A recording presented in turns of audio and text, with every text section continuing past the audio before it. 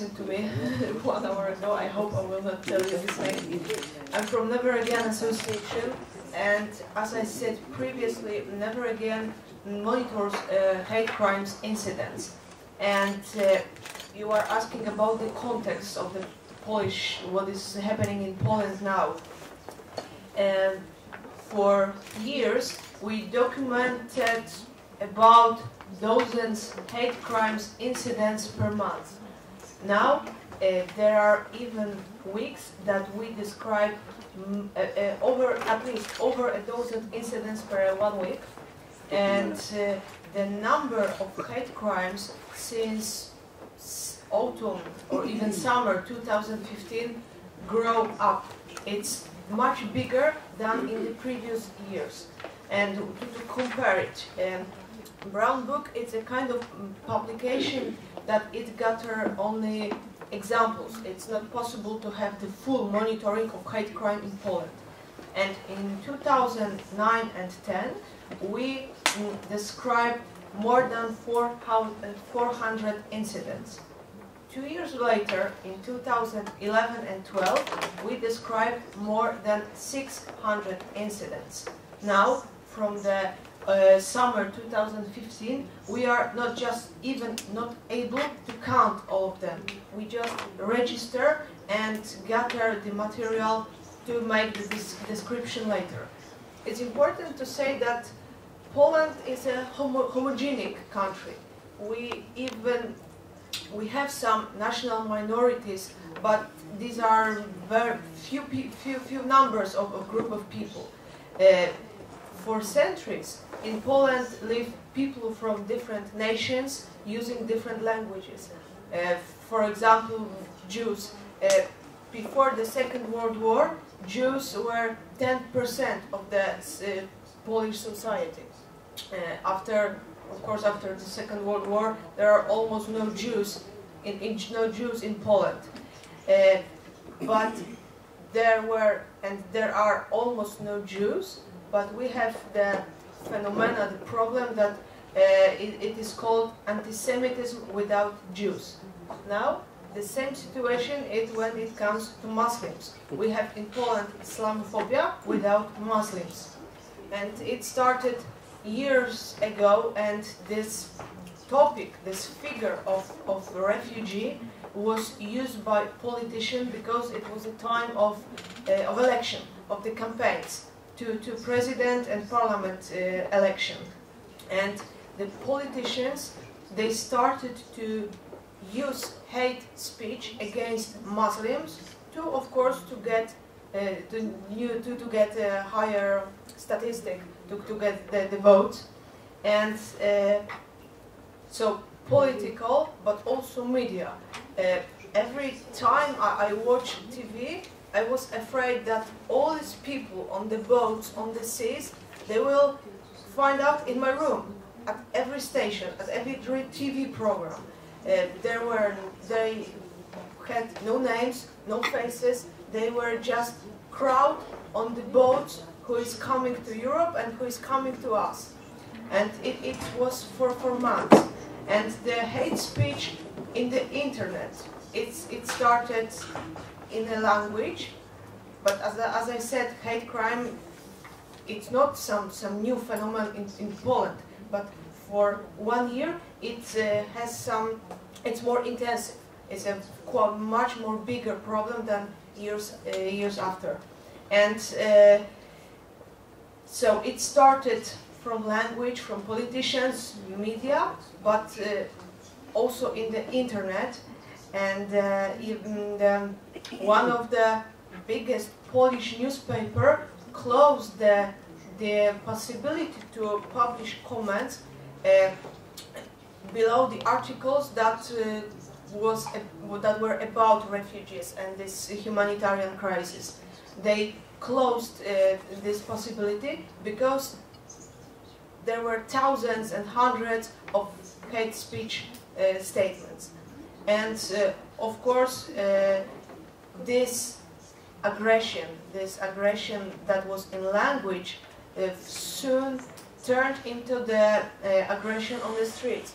And in a short time, there were several and more brutal physical attacks against foreigners, against people who look different, and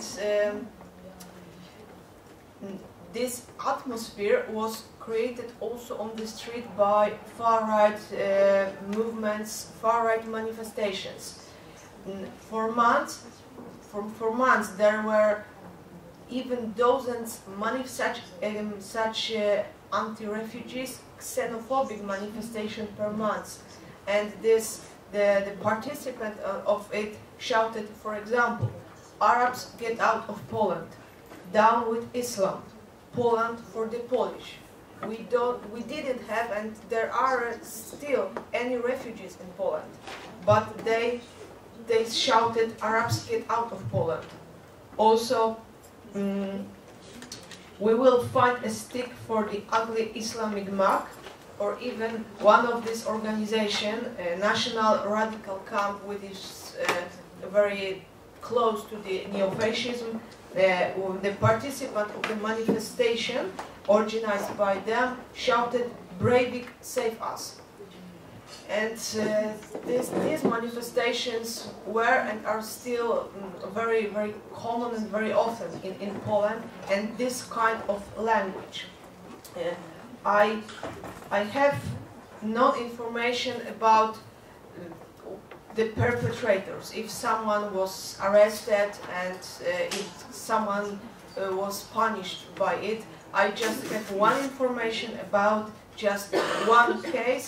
Prosecutor, the case was dropped by prosecutor because the perpetrators remained undetected.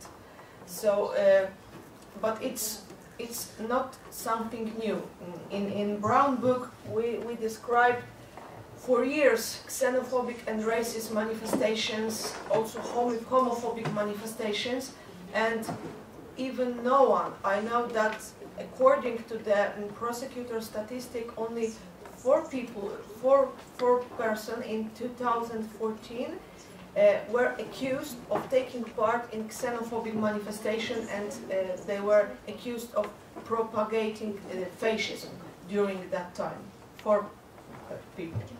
And such a manifestation every month now, but also earlier, at least over a dozen per month. And I said that this kind of hate turns into the physical violence. We had in Poland attacks against people who were just for a moment in Poland or who lived here. And what is very important and somehow interesting, these people were attacked because they were seen as immigrants. For example, a Hindu couple was attacked, and the perpetrators told them, "You are Syrian." They had nothing common with Syria. They looked just different. They had non-white skin color, and they were attacked. And listen to this word about Syrian, because they heard it in the media, in the television. They found it in the internet, and this is the example how this hate speech connected with refugees or migrants turned into the hateful hatred on the street.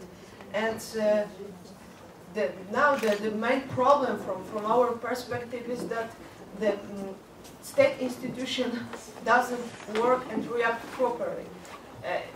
For some time ago, one Pole was killed on Great Britain, and some other was beaten. And there, 3 members of government, 3 ministers, they went to Great Britain to teach Britons how to fight with hate crime against Poland.